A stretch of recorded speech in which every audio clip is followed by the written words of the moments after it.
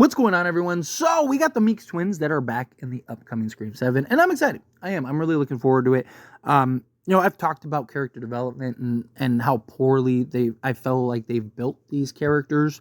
But I'm hopeful that with Kevin Williamson at the helm now, Kevin Williamson being the front man, and I'm hopeful that, because he did such a good job at just building and writing characters and stuff for 96 and all the earlier Scream films. My hope is that he'll be able to kind of portray kind of more of a peek behind the curtain of these two characters, of Mindy and Chad.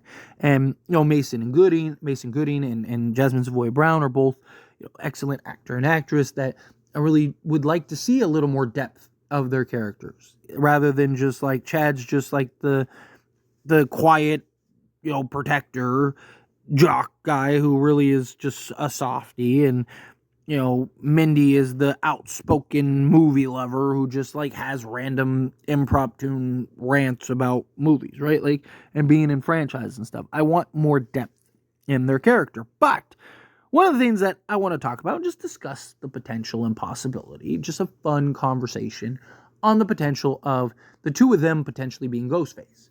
You don't have the core four in this upcoming Scream movie. And you could easily explain, where are Sam and Tara? Well, Sam and Tara, maybe they just went on a trip, right? After Scream 6, they graduated or whatever, because it's supposed to have a bit of a time jump. So you graduated or whatever, and they just wanted to go on a graduation trip. We just wanted to, get together. Why? Okay, well then why are they with Sydney? Why are they where they're at? Right now, you could easily explain that as hey, maybe they heard that Sydney got attacked, so they wanted to go help, or, maybe Gail, right? Gail goes to help, and they go with Gail to go help. I mean, that's always a possibility as well, because this film doesn't appear to be taking place in Woodsboro. If it was taking place in Woodsboro, I'd be like, oh, they just went home to their mother, right? To hang out with their mother. But if this really is in another place, it looks like the place is called Fallbrook. If that's the case, then, why are they in this random place, right? Did them and Sydney become close, right? I mean, it could make sense. Randy's niece and nephew, right? She's, very, friends with Martha and stuff like that, right? Could there be an easy explanation and tie into that? Sure. But I also kind of like the idea, what if Chad and Mindy are the killers, right? What if they want to kind of put an end to this? And, what if it's something where, hey, we keep getting attacked. I almost died. We both almost died, right? It was just Richie and that crazy group. But the symbol that is Sidney Prescott, as long as she's alive, they're going to keep coming, right? As long as Sydney's alive, we're going to have to deal with new attacks and new Ghostface and this, that, and the other, right?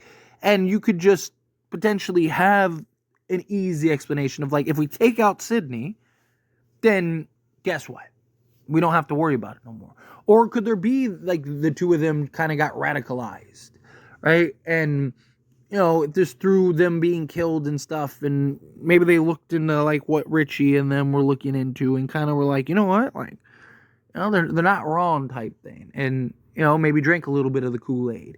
That could always be a possibility. Look, so let's argue this for individually too. I also don't hate the idea of one being the killer and the other not knowing. I think that would be kind of cool. What if Chad is just the killer? Right? And it's kind of like that thing. Now, Chad, you could argue, right? He's been just so brutally attacked. Right? I don't think that it works with him, because people have, said well, maybe he's been the mastermind this whole time or involved the whole time. I just don't buy that, just because, again, he was so brutally attacked, he shouldn't have survived. Right? You look at some of the other, characters that had, Mindy, you could justify her surviving. You could justify her being a killer, right? And with Mindy, I mean, even going back to Scream 5, right? She gets stabbed in the shoulder and then just passes out and doesn't wake up till the exact time that Ghostface is dead. It's a little strange. Right? Even her getting stabbed in the subway, right? Like she gets stabbed in the stomach and a little turn and stuff. But like, why didn't Ghostface, while it's right there, just finish the job, take her out? Like make sure that she's dead. And yet didn't get that. So I think Mindy, you can make the argument for. Chad, I think, would be a little tougher, but it is something, especially Chad.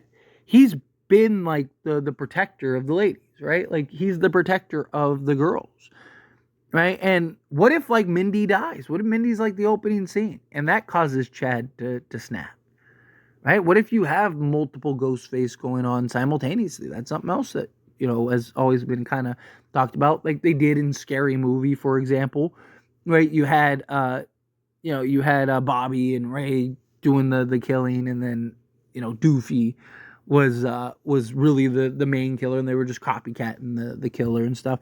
Could they kind of take a book out of that, right? Something that's always kind of been floated around is the possibility of like Dewey or even Gale being a mastermind all this time and kind of always manipulating behind the scenes and stuff. And I don't really think that they would go that route with them, but maybe they would with like a Chad and have him. Supposedly they wanted Sam to go darkside, right? So since Sam's not going to be in the movie, Melissa's not going to be in the movie, do they maybe go the other route and turn one of the core four into the bad guys, right? And maybe turn Mason into the bad guy, or again, maybe turn both Mindy and Chad into Ghostface, or like I said, you could do the other route where it's just one of them. I like the idea of like one of them being the killer and then the other one not, and then Chad or Mindy are now put in a position where they have to make a decision, right? Do I like help my brother and try to keep him from getting killed, or do I help kill my brother who's become a monster, right? Or sister, or vice versa, right? I don't hate that idea.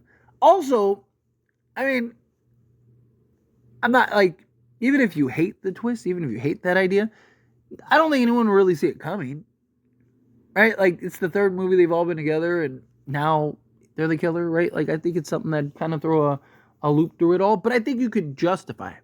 I think you can make the argument in justification. It's something that they want, like, there's been talks and rumors about Dewey up until Dewey's death about like, oh, like, was Dewey always involved? Was Dewey always the mastermind? Chad has kind of been the new Dewey, not in the cop sense, right? But in the sense of like, he's the guy that gets brutally attacked regularly and always seems to manage to survive just enough, and and can go incognito long enough to not get caught, because no one's going to expect the guy that's constantly getting stabbed.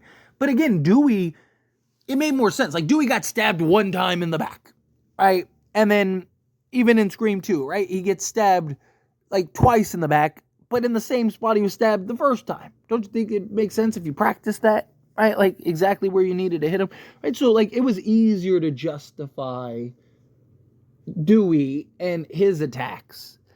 Chad is a little tough, right? Because Chad, it's like, dude, that guy just got brutally attacked. Like, there was no, like he was getting stabbed and just attacked everywhere.